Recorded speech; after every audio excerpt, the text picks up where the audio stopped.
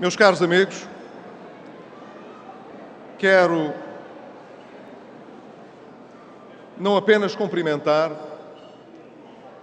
através do António Carvalho, todos os que desempenharam responsabilidades no mandato que cessou, mas, sobretudo, na pessoa do novo Presidente da Digital, o Manuel Freixo, dar um abraço muito amigo a todos aqueles que hoje se comprometeram a conduzir os destinos do PSD de Castelo Branco para os próximos 2 anos.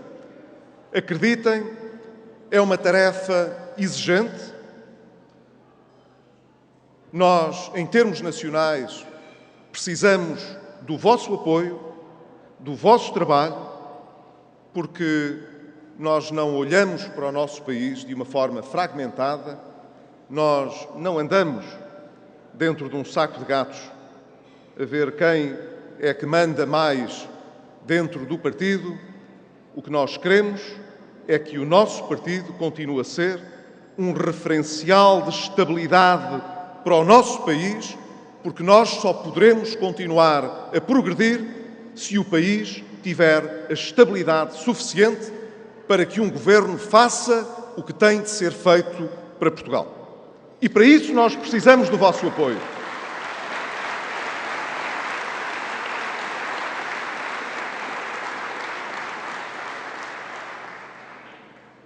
Tenho a certeza, a avaliar pela extraordinária mobilização que se vê aqui nesta sala, que é duplamente feliz, porque significa que quem vai agora iniciar as funções tem uns militantes atentos, disponíveis, interessados em ajudar e, dizia eu, duplamente feliz também, porque isso significa, para quem está à frente do PSD, para quem está por essa via à frente do Governo, que nós estamos bem preparados para enfrentar os desafios que aí vêm. É natural que o Manuel Freixo tenha destacado a nossa vontade de poder, nas próximas eleições legislativas, obter a confiança dos cidadãos para continuar a governar. E, sendo Presidente do PSD, ninguém esperaria que eu viesse dizer que o meu propósito é perder as eleições. Mas volto a dizer que não ganha as eleições quem fixa esse objetivo como o seu objetivo primordial. As pessoas não querem saber quem é que quer mais ganhar eleições. O que as pessoas querem saber é quem é que tem alguma coisa a oferecer para o futuro do nosso país. E para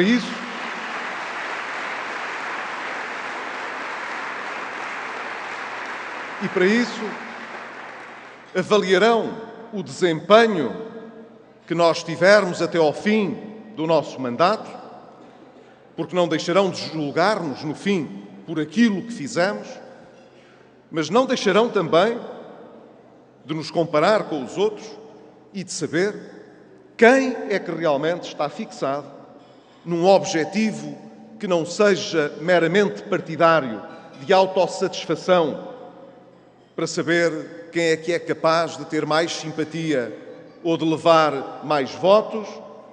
O que as pessoas, na comparação que vão fazer, querem saber é quem é que tem alguma coisa importante para que o país possa progredir.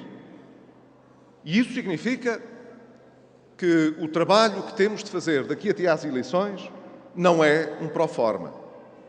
E, portanto, este ano que nos separa das próximas eleições legislativas não é assim uma espécie de hiato temporal que nós vamos ter de suportar até ao dia das eleições. As eleições ainda vêm longe. Ainda vêm longe. Aqueles que pensam que ao cabo de 3 anos estamos cansados estão redondamente enganados.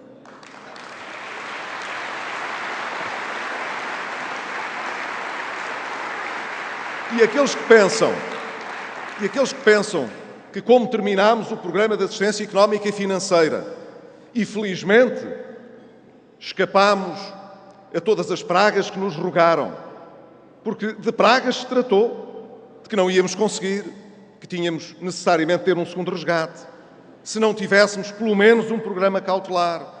E para ter um programa cautelar, ai de nós que precisávamos do Partido Socialista, sabendo que o Partido Socialista não queria nem cautelar, nem resgate, nem que o programa fechasse como deve ser. A gente nunca soube o que é que o Partido Socialista quis, porque quis tudo e não quis nada, e, portanto, se dependêssemos disso, estávamos desgraçados. Nada disso se cumpriu. Essas profecias não se cumpriram.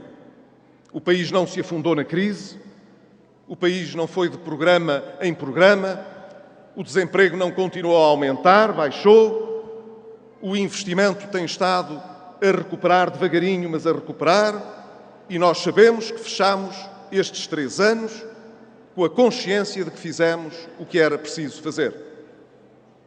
Mas isso não chega para pensarmos que por essa razão conquistamos o direito a que as pessoas nos confiem o voto daqui a um ano e que daqui até lá não precisamos de fazer mais, o que já seria verdade, do que recordar que tudo o que conseguimos alcançar foi sem a ajuda da oposição, mas com o empenhamento de todos, mas todos os portugueses.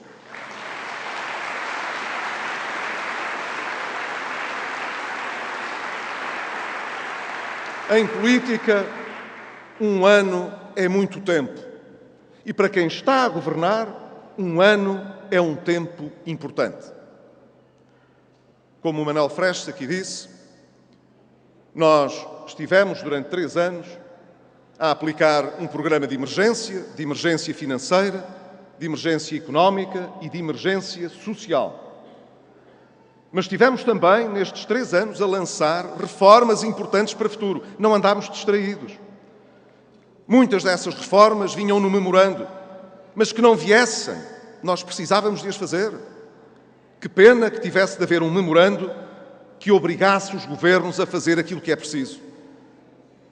O que agora temos de mostrar é que não precisamos que ninguém nos imponha o que temos de fazer, porque nós sabemos o que é preciso fazer. Aqueles que acham que é melhor empatar, não se comprometer, não dizer grande coisa, com medo que com isso possam estragar a aura que os leve num andor para as eleições, cometem um erro. Porque o país não pode ficar parado um ano. O país tem reformas para fazer e nós precisamos de dizer quais são elas. E o que é importante para o futuro.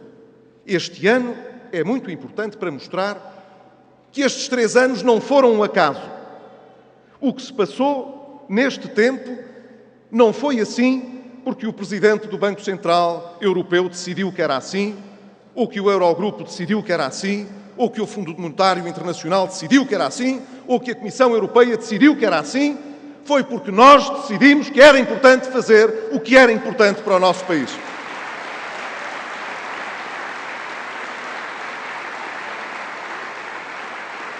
Sabemos, em muita da reforma estrutural que lançamos, que angariámos más vontades e gente que não gostou de reformas que foram lançadas.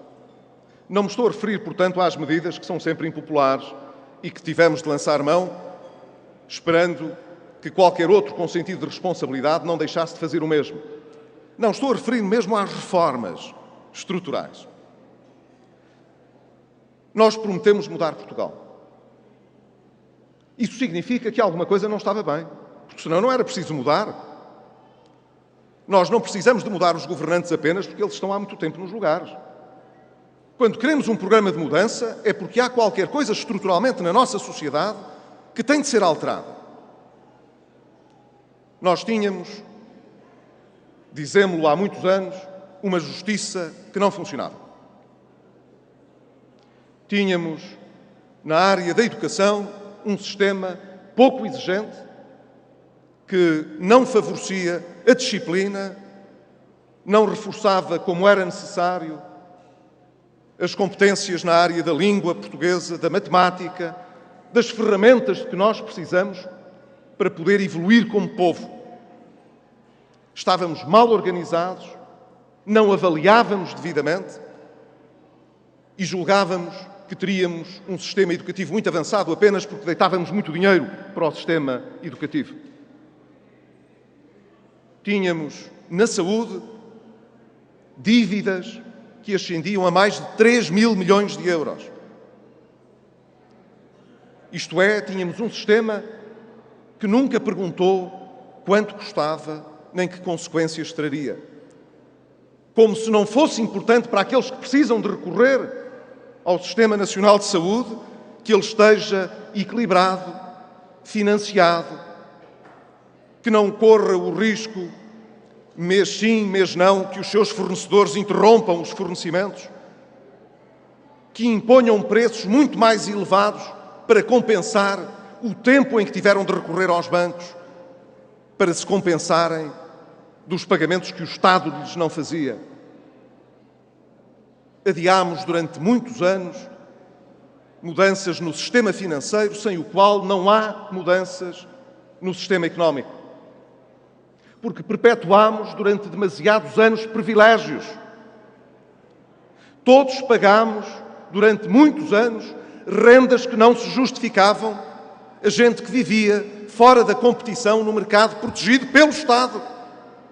Fizemo-lo quando pagámos com os nossos impostos as parcerias público-privadas, sobretudo as rodoviárias. Quando suportámos déficits tarifários demasiado elevados na área da energia, para compensar as empresas produtoras de eletricidade, que tiveram os preços congelados porque era popular congelar os preços. Tivemo-lo quando permitimos que os medicamentos não tivessem um segmento de genérico tão importante quanto devia e que a inovação saísse tão cara, tão descontroladamente cara aos portugueses, fosse aos doentes crónicos, fosse às pessoas mais idosas, fosse, de um modo geral, a quem precisa de comprar medicamentos. Andámos demasiados anos a proteger, portanto, um sistema que reproduzia as injustiças da sociedade. Apesar de termos cada vez mais jovens a estudar, mais qualificados, na verdade só se ingravam muito poucos e era quase impossível não identificar as mesmas famílias, os mesmos grupos financeiros que talvez se vá percebendo ao longo dos anos porque é que conseguiam conservar esses privilégios. E quanto isso custou ao nosso país. Meus queridos amigos, muito do que aconteceu em Portugal nestes anos foi evidentemente precipitado pela crise financeira e pela crise económica. Mas se ela não tivesse existido, a verdade é que sempre haveria de ocorrer um dia em que o país teria de dizer: não podemos continuar desta maneira. Até hoje, aqueles que ouço com vontade de governar no futuro, sobre isto, nada dizem. Não se lhes ouve uma palavra. Nós enfrentamos hoje, como enfrentámos durante 3 anos, uma situação muito assimétrica. De um lado, estivemos no governo a procurar, como se costuma dizer, salvar o barco, mantê-lo à tona e vencer a tempestade, ao mesmo tempo que lançávamos reformas importantes para o futuro nestas áreas, nestes setores. E do outro lado, o que temos tido vai do radicalismo que os portugueses não aceitam à ingenuidade falsa daqueles que acham que os portugueses podem ser enganados simplesmente com evasivas. Quando os ouço, sinto que, de alguma maneira, a inteligência dos portugueses não está a ser respeitada por eles.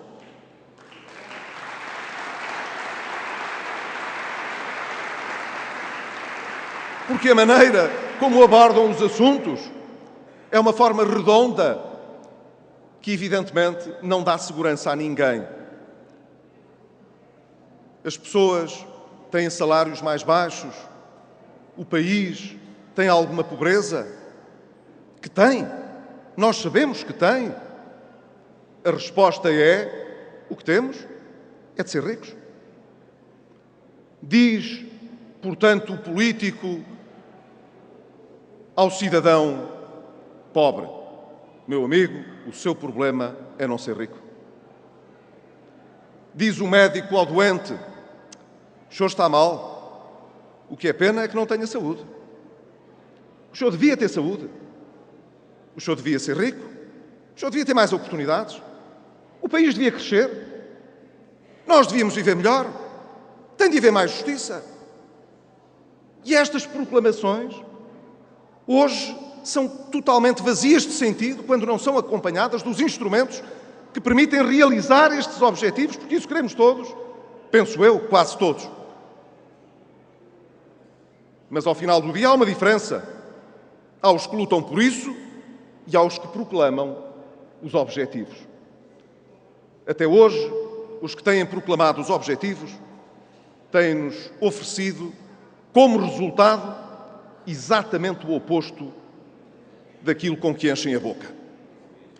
Desemprego estrutural, estagnação económica, imobilismo social, manutenção de privilégios e, evidentemente, quase bancarrota. E aqueles que não andam com a boca cheia de palavras bonitas pagam as dívidas, tiram o país da bancarrota, diminuem o desemprego, conseguem aumentar o emprego, conseguem criar e gerar confiança para os investidores. E eu tenho a certeza que esta diferença, este contraste tão nítido, precisa menos de ser evidenciado do que se pensa. Porque eu continuo a achar que, apesar das pessoas sentirem, porque sentiram, as grandes dificuldades desta crise, as pessoas são tudo menos tolas e sabem bem ver a diferença entre aqueles que andam sempre a cantar e que nunca admitem os seus próprios erros e aqueles que se esforçam pragmaticamente todos os dias, mesmo quando isso não é popular, para que o país possa crescer e possa vencer as dificuldades.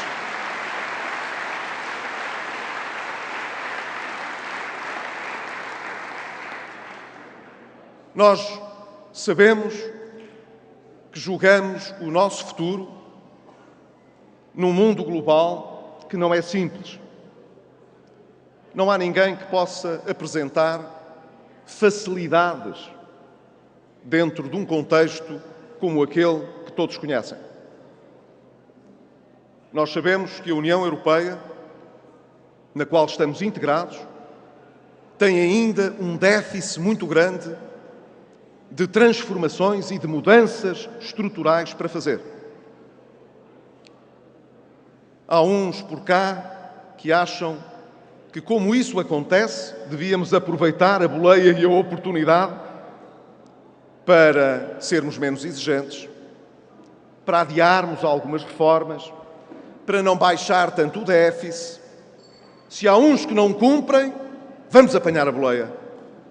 Se há uns que não tiveram, por força da pressão dos mercados, de fazer as reformas, que as façam lá mais para a frente, quando a crise passar.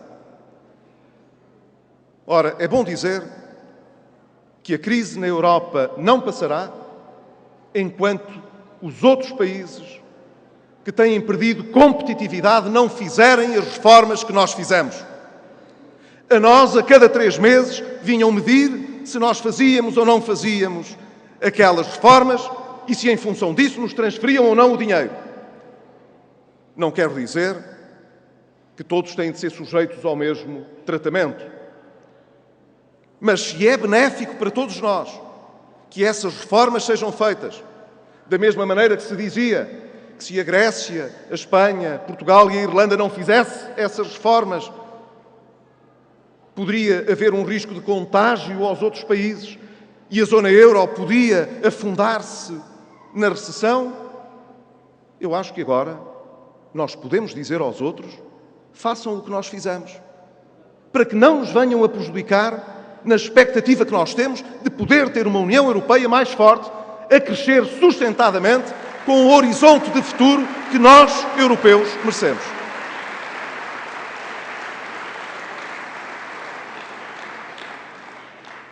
Mas devemos ser práticos. Não somos nós que vamos fazer as reformas nos outros países. E, portanto, devemos confiar que essa solidariedade europeia também se faça, porque solidariedade não é só dinheiro. É também que cada um assuma as suas responsabilidades solidariamente. Mas sabemos, em qualquer caso, que as expectativas de crescimento nos próximos tempos não são ao nível que nós precisaríamos para que a nossa recuperação fosse mais forte. Por essa razão, eu julgo que é importante continuarmos a manter uma estratégia clara de voltar a forçar não um estatuto periférico na Europa de Portugal, mas uma centralidade de Portugal marcada entre a Europa, os Estados Unidos da América, o México e o Canadá e a América do Sul, aproveitando o facto de cada vez mais haver uma forte ligação entre o Atlântico e o Pacífico. Porque o mundo está a crescer de uma forma muito intensa nessas regiões do mundo. E nós também precisamos de crescer a esse ritmo e não ao ritmo europeu. Precisamos de alargar, portanto, as nossas possibilidades. Faz parte da obrigação do Estado e, portanto, do Governo garantir que a nossa política externa esteja ao serviço do nosso interesse estratégico. Nós somos europeus, desejamos que a Europa e a Europa do euro se reforme, aprenda com as crises, se fortaleça, porque isso nos ajuda também a crescer, mas não podemos deixar de olhar para os mercados que estão fora da Europa.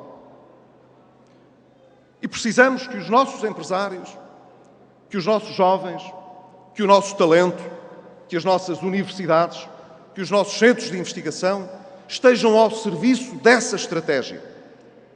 E precisamos de ter um sistema de financiamento à economia que possa promover essa abertura dos nossos mercados, dos nossos investidores, dos nossos produtos, dos nossos serviços para essas regiões do mundo. É a missão do Estado e também do Governo, na sua agenda externa, promover as condições de realização desta projeção do interesse nacional no mundo. O bem-estar não cai do céu. O modelo de desenvolvimento económico que viermos a escolher para o nosso país não nos vai ser oferecido nem pelo Banco Central Europeu, nem pela Comissão Europeia e ainda menos pelo Fundo Monetário Internacional. Somos nós que temos de o definir e de o projetar. É a nossa ambição de não ficarmos fechados sobre nós próprios que aqui está em jogo. O nosso país, durante muitos anos, como outros países do sul da Europa, adiaram as suas reformas e fecharam-se sobre si próprios. Foi um erro. Nós agora temos de trilhar uma estratégia diferente e passar das palavras aos atos. Claro que se não tivermos estabilidade política, se voltarmos ao tempo em que não se faziam contas e se mandava a fatura para o futuro, se continuarmos num perfil de irresponsabilidade, seja orçamental, seja empresarial, de nada vale ter uma grande estratégia para abordar os mercados globais, porque voltaremos a sucumbir ainda antes de poder ser bem-sucedidos em qualquer estratégia externa. E sobre isto acho que não devia valer a pena perder mais tempo a discuti-lo com os nossos adversários. Eles pensam que é possível oferecer um futuro a Portugal regressando ao passado. Estão enganados, o país só perde com a perspectiva de regressar ao passado, de desfazer as reformas corajosas que foram feitas, de voltar atrás ao tempo da irresponsabilidade. Mas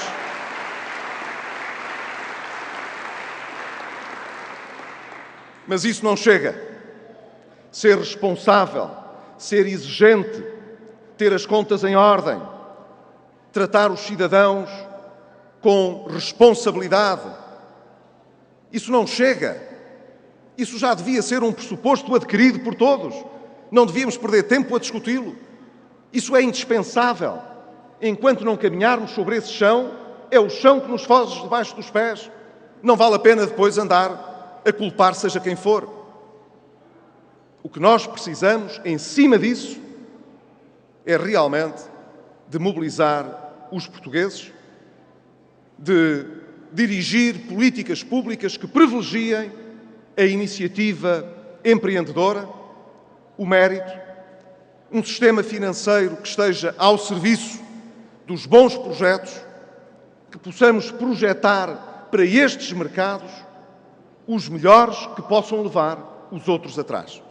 Ser ambiciosos de maneira a garantir uma abertura dos nossos mercados que esteja baseada, sobretudo, na liberdade, na responsabilidade e no mérito.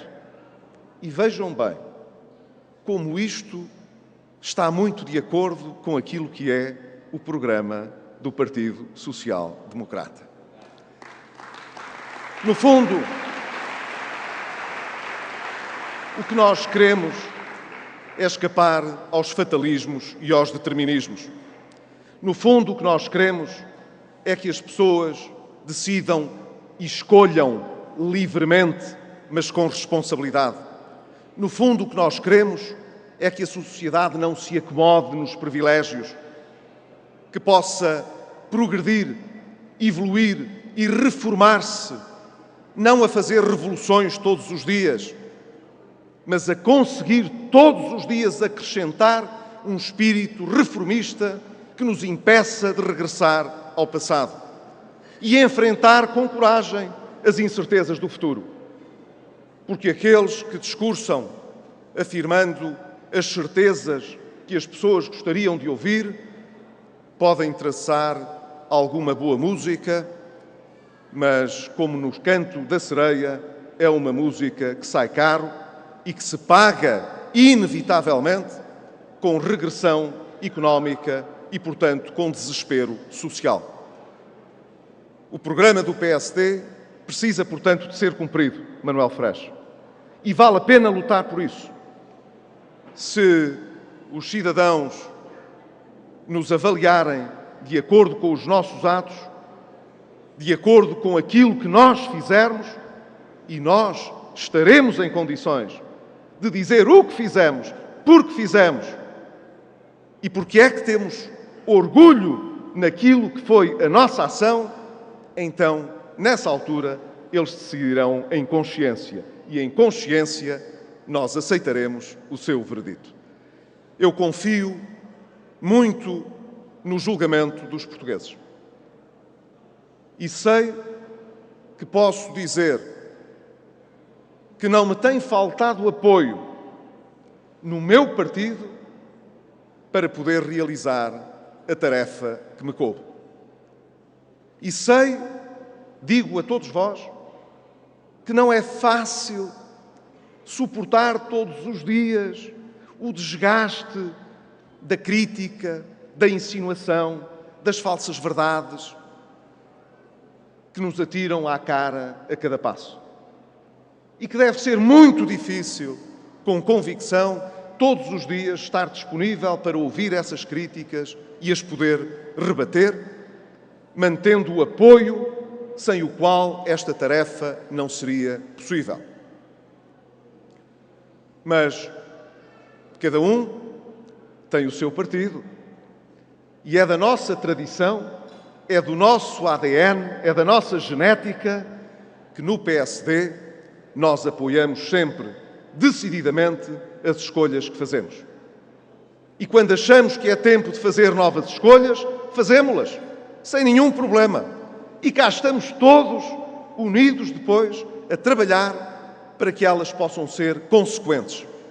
É isso que o país espera de nós. Que cada um agarre a oportunidade que lhe deram ou que conquistou para mostrar o que vale. Agora é a nossa altura de mostrarmos o que valemos. E por isso não temos de nos encolher com o tamanho da tarefa e do desafio. Quanto mais as dificuldades, mais nos temos de agigantar. E se nos parecer muito difícil, mais depressa nos atiramos a esses problemas. E em vez de os varrermos para baixo do tapete ou esperarmos que por um milagre alguma coisa nos venha salvar, fazemos pela vida, vamos à luta, dizemos aos portugueses o que é que achamos que tem de ser feito. Uns gostarão mais, outros gostarão menos, mas seguramente mereceremos o seu respeito. E se merecermos o seu respeito, já temos uma boa base de conversa para 2015.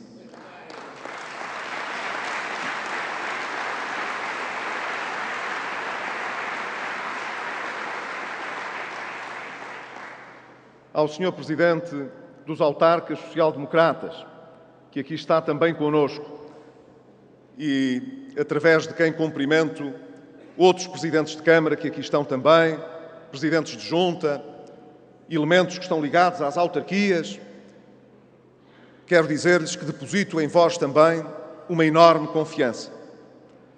Nós não conseguimos mudar o país sozinhos. E a nossa geração de autarcas é hoje uma geração bem preparada, de horizontes bem alargados, para poder lutar por uma mudança de paradigma também ao nível do poder local. Tenho a certeza de que também aqui em Castelo Branco, Manuel Freixo, nós faremos jus aos bons mandatos da herança que fomos recebendo e que sabemos todos os dias construir. Mas deixem-me acabar com uma referência especial, não aos trabalhadores social-democratas que estão sempre no nosso coração e que tantas dificuldades têm passado, mas à juventude social-democrata. Tudo o que fazemos hoje, no essencial,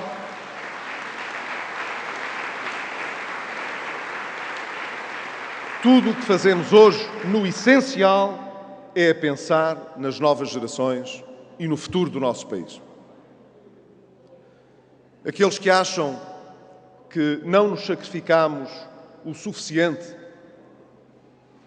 para as pessoas certas, andam distraídos também. Os sacrifícios que os portugueses têm feito é pelo seu país e pela sua juventude. Tenho encontrado muitas pessoas que me dizem: se for para mudar mesmo, se for para vencer a crise, se for para preparar o futuro, se for para que os meus filhos ou os meus netos possam ter uma perspectiva diferente, custa, mas a gente aguenta. Porque quando se trata do nosso futuro, do futuro das novas gerações, nós tomamos os sacrifícios que precisamos de fazer com outro esforço, com outra profundidade. Há um espírito de solidariedade entre gerações muito grande que garante que os erros que cometemos no passado não se voltarão a cometer para as novas gerações. Mas, evidentemente, a JSD sabe há muitos anos que o futuro que temos à nossa frente não é herdado. Tem também os jovens de se chegar à frente e de mostrar o que valem. E a JSD, historicamente, nunca se encolheu e esteve sempre disponível para ter propostas arrojadas, não confinadas às questões da juventude, mas com a ambição de pensar em Portugal. Pois bem, quero dizer-vos, como disse no encerramento da Universidade de Verão, em Castelo de Vide, no último domingo, cá estamos à espera que a JSD e as novas gerações preparem um programa para o futuro que nós possamos também incluir no nosso programa para Portugal.